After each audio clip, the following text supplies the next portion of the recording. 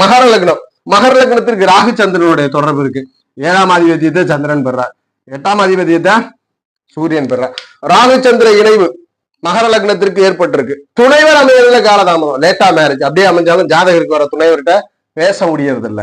கருத்து வேறுபாடுகள், முரண்பாடுகள், 2 பேருக்கும் எப்பொழுதுமே ஒரு வாக்குவாதங்கள் இந்த அமைவுகளை கொடுத்துக்கிட்டு இருக்கு.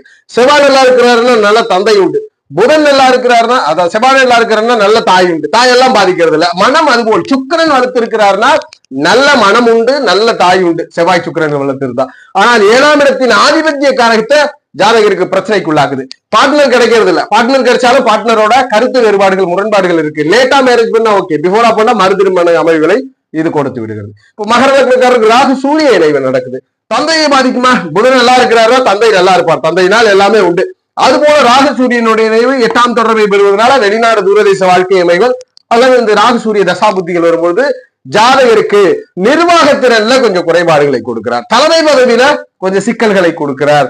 அதுபோல 8ஆம் அதிபதியான சூரியனோடு இருப்பதனால பூர்வீகத்தை விட்டு வெளியிடங்கள்ல ஆதாயத்தை கொடுக்கிறார். அப்போது இந்த சூரிய தசையோ ராகு தசையோ வந்தா முடிவு எடுக்கிறதுல, தொழில் பண்றதுல பிரச்சனை.